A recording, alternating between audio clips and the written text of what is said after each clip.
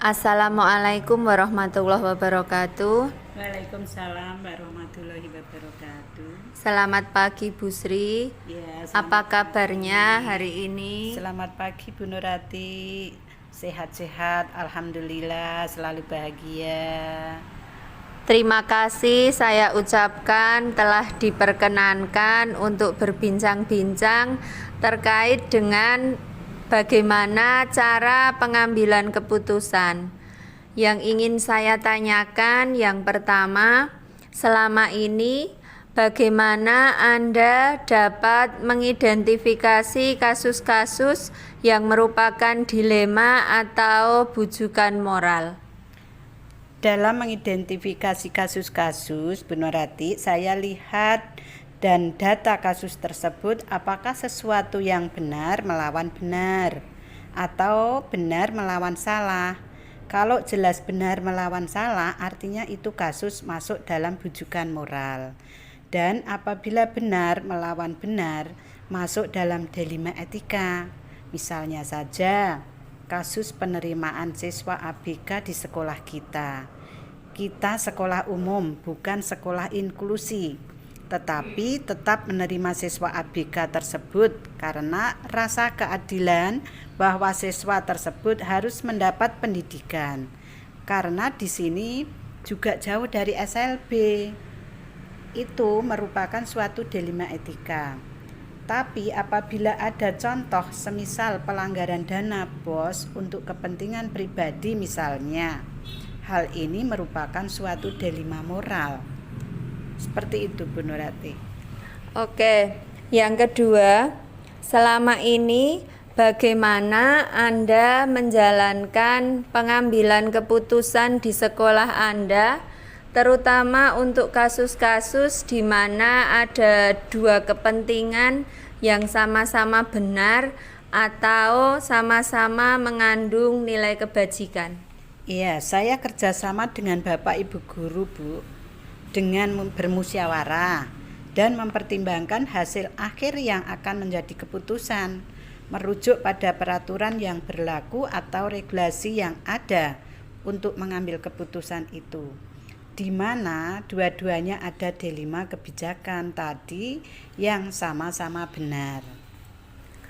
Yang ketiga ya Bu ya, langkah-langkah atau prosedur seperti apa yang biasa Anda lakukan selama ini? Iya, jadi begini, langkah-langkah yang kami lakukan. Yang pertama, untuk mengambil keputusan kita melihat peraturan yang berlaku. Kemudian yang kedua, untuk mengidentifikasi latar belakang atau penyebabnya. Dan yang terakhir, mengevaluasi tindakan yang dilakukan. Seperti itu. Kemudian yang keempat, hal-hal apa saja yang selama ini Anda anggap efektif dalam pengambilan keputusan pada kasus-kasus dilema etika, Bu? Iya, jadi hal-hal yang paling efektif yang pertama adalah pengujian kasus benar atau salah. Dan yang kedua, untuk mempertimbangkan situasi dan kepentingan. Dan yang terakhir, melihat peraturan yang berlaku, bahkan adakah unsur pelanggaran hukum di dalamnya.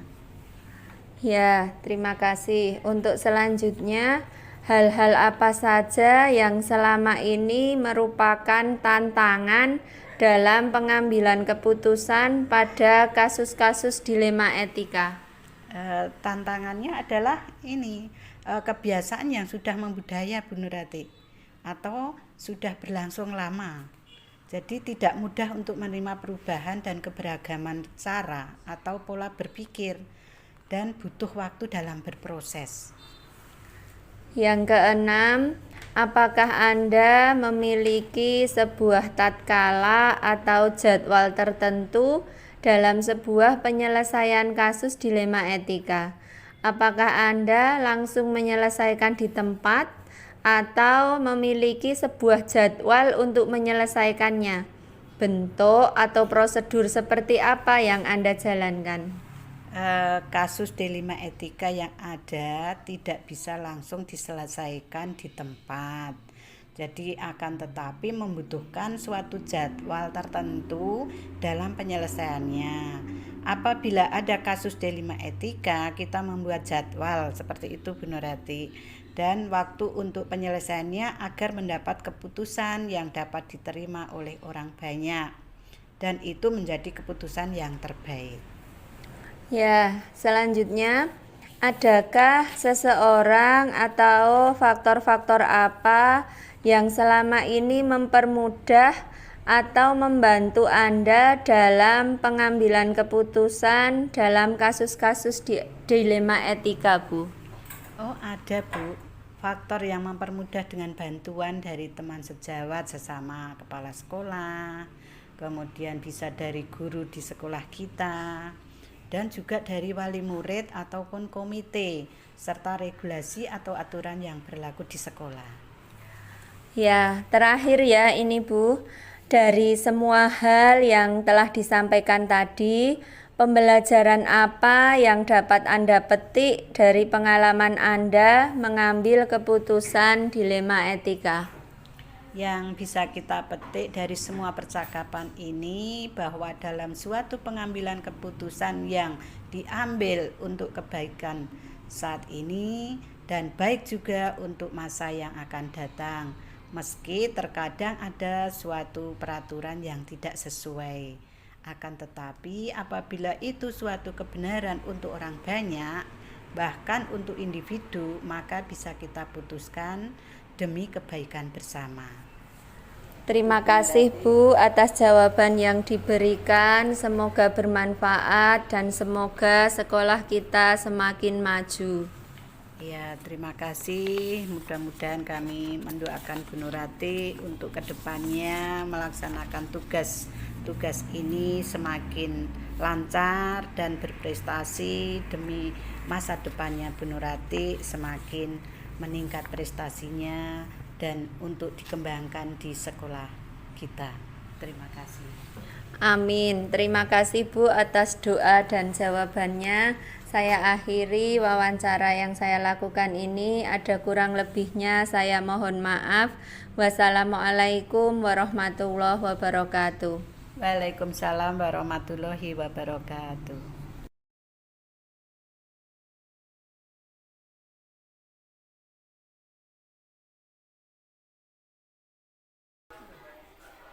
Assalamualaikum warahmatullahi wabarakatuh. Waalaikumsalam warahmatullahi wabarakatuh. Selamat pagi Bu Rini. Selamat pagi. Apa kabarnya hari ini? Alhamdulillah sehat ceria. Alhamdulillah. Terima kasih sebelumnya saya ucapkan sudah diperkenankan untuk berbincang-bincang terkait tentang bagaimana cara pengambilan keputusan yang ada di SD Sambeng 1 ini. Yang ingin saya tanyakan yang pertama, selama ini bagaimana Anda dapat mengidentifikasi kasus-kasus yang merupakan dilema etika atau bujukan moral? Ya, terima kasih. Di sekolah kami ya Bu, di SD Negeri Sambeng 1 ini, dalam kami mengidentifikasi kasus-kasus, saya melihat dan mendata dulu permasalahannya, kita data terlebih dahulu. Baru kemudian kita kelompokkan ke dalam dilema etika atau bujukan moral. Yang merupakan dilema etika itu adalah semua tindakan dari Bapak Ibu guru yang menyimpang dari aturan-aturan yang ada. Jadi ketika dia melakukan tindakan melanggar aturan yang termasuk berhubungan dengan etika, itu kita masukkan ke dalam dilema etika. Yang satunya kemudian ada kasus-kasus atau permasalahan yang berhubungan dengan bujukan moral, itu kita lihat dan kita amati, itu kita masukkan ke dalam bujukan moral. Contohnya yaitu tindakan yang sekiranya melanggar aturan moral yang ada di lembaga kami di SD Sambeng 1, maka dimasukkan ke dalam bujukan moral. Seperti itu, Bu Nurati. Ya, terima kasih. Selanjutnya, selama ini bagaimana Anda menjalankan pengambilan keputusan di sekolah Anda, terutama untuk kasus-kasus di mana ada dua kepentingan yang sama-sama benar atau sama-sama mengandung nilai kebajikan. Dalam mengambil keputusan, untuk mengambil keputusan di mana dua-duanya ada dilema kebijakan tadi ya Bu, itu yang sama-sama benar. Yang pertama kita rujuk dulu adalah disesuaikan dengan regulasi yang ada yang sedang berjalan saat ini. Yang berlaku regulasi itu yang kita utamakan terlebih dahulu. Kemudian baru melihat kepentingan-kepentingan mana yang lebih dominan. Untuk kepentingan bersama tetapi tidak melanggar regulasi yang ada. Jadi untuk pengambilan keputusan yang kami lakukan itu adalah dengan bermusyawarah terlebih dahulu dengan Bapak Ibu guru. Misalnya kita berbicara dari hati ke hati dengan Bapak Ibu guru terlebih dahulu, sambil kita sisipkan, kita masukkan, menyampaikan regulasi yang sedang berlangsung yang harus kita taati bersama-sama. Maka pengambilan keputusan nanti insya Allah bisa diterima dengan baik oleh Bapak Ibu. Oke, untuk yang ketiga, langkah-langkah atau prosedur seperti apa yang biasa Anda lakukan selama ini? Langkah-langkah atau prosedur yang saya laksanakan di satuan pendidikan kami itu ada dua Bu. Yang pertama, untuk mengambil keputusan kita melihat dulu regulasi yang ada atau aturan-aturan yang sesuai dengan peraturan perundang-undangan yang benar, sehingga apa yang kita ambil adalah tidak melanggar regulasi yang berlaku. Setelah kita mengambil keputusan sesuai regulasi yang benar, kita mengevaluasi dan dilanjutkan dengan cara pendekatan. Tentu saja dengan pendekatan secara baik-baik. Kita memberikan pesan untuk kepentingan-kepentingan itu selama yang diambil dalam keputusan itu tidak melanggar aturan-aturan yang ada untuk kasus dilema tersebut. Kemudian hal-hal apa saja yang selama ini Anda anggap efektif dalam pengambilan keputusan pada kasus-kasus dilema etika? Dalam pengambilan kasus-kasus yang berhubungan dengan dilema etika, hal-hal yang paling saya anggap efektif ya Bu, itu yang pertama kita harus bicara dari hati ke hati dengan Bapak Ibu guru. Yang kedua, setelah kita berbicara dari hati ke hati, kita masukkan atau kita sisipkan atau kita mengingatkan kembali regulasi yang ada yang harus ditaati. Setelah itu, kita memberikan gambaran dan cerita tentang kehidupan bahwa hidup itu adalah sebuah pilihan. Jika kita ingin hidup dan bekerja dengan nyaman, tentu saja kita harus bekerja sesuai dengan regulasi yang ada. Biar dalam menjalankan tugas tidak terganjal atau ada kendala-kendala dan masalah-masalah yang berarti. Oke. Pertanyaan selanjutnya ya Bu, hal-hal apa saja yang selama ini merupakan tantangan dalam pengambilan keputusan pada kasus-kasus dilema etika? Terima kasih.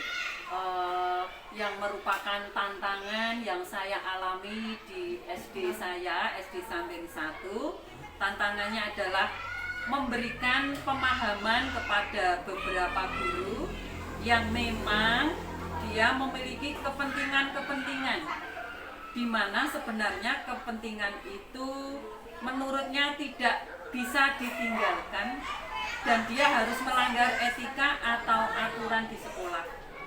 Contohnya, dia sering terlambat ke sekolah atau bahkan tidak masuk sekolah karena ada kepentingan keluarga dan tidak bisa ditinggalkan.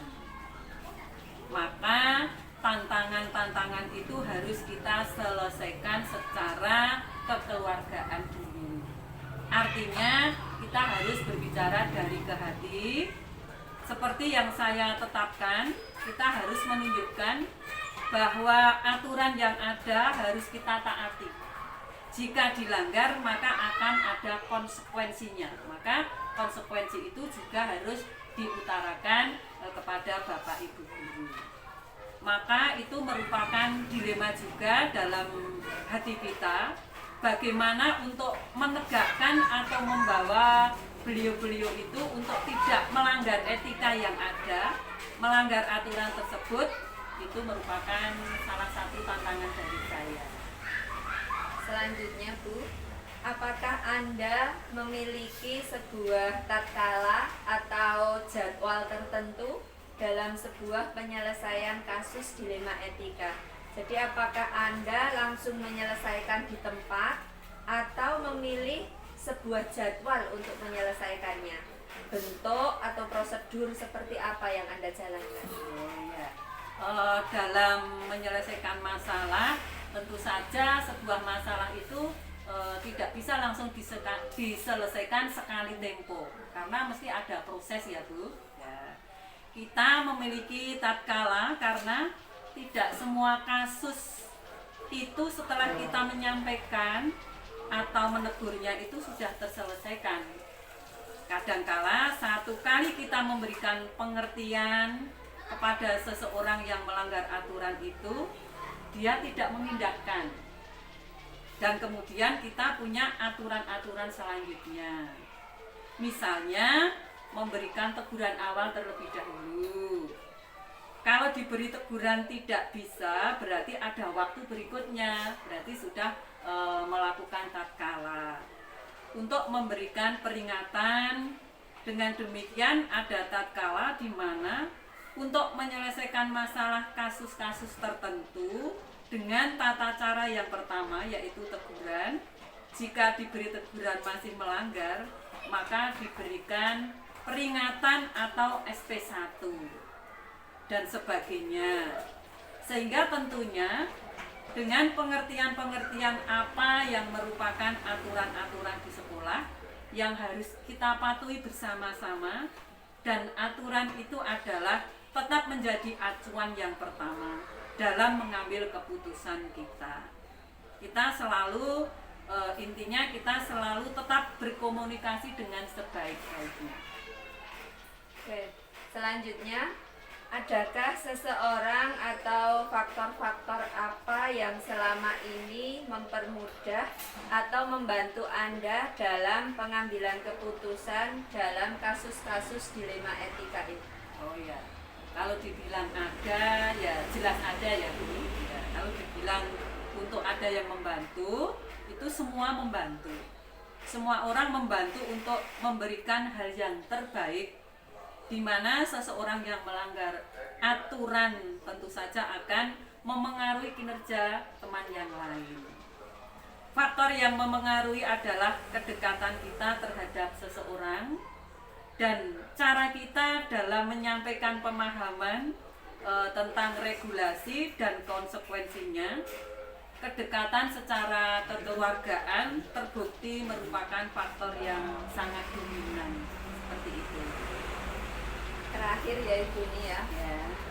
Dari semua hal yang sudah Bu Rini sampaikan tadi, pembelajaran apa yang dapat Anda petik dari pengalaman Anda mengambil keputusan dilema etika? Oh ya, pengalaman dari pembelajaran yang saya petik itu yang kita petik dari semua percakapan pagi ini ya Bu, bahwa semua permasalahan-permasalahan itu dapat diselesaikan dengan saling memberi dukungan dan memberikan pemahaman bahwa apa yang kita lakukan, semua yang kita lakukan itu akan ada konsekuensinya. Sehingga aturan yang sudah dibuat untuk ditaati dan bukan untuk dicari celahnya. Dengan pemahaman tersebut, maka dilema etika ini tidak akan muncul ketika seseorang sudah sama-sama saling memahami adanya aturan-aturan yang ada dan regulasi yang sudah ada yang harus ditaati, itu yang bisa saya petik pada pembelajaran pada pagi hari ini. Oke, terima kasih Bu Rini sudah menyempatkan waktu untuk menjawab beberapa pertanyaan dari saya.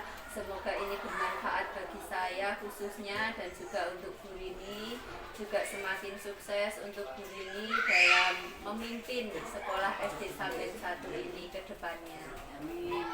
Saya juga mengucapkan banyak terima kasih kepada Bu Nurati. Saya berdoa mudah-mudahan tugas yang selanjutnya tetap berjalan lancar. Bu Nurati diberi sehat, kekuatan, kemudahan dalam menjalankan tugas, dan apabila saya dalam menjawab pertanyaan-pertanyaan percakapan pada pagi hari ini ada kekurangan, saya mohon dimaafkan.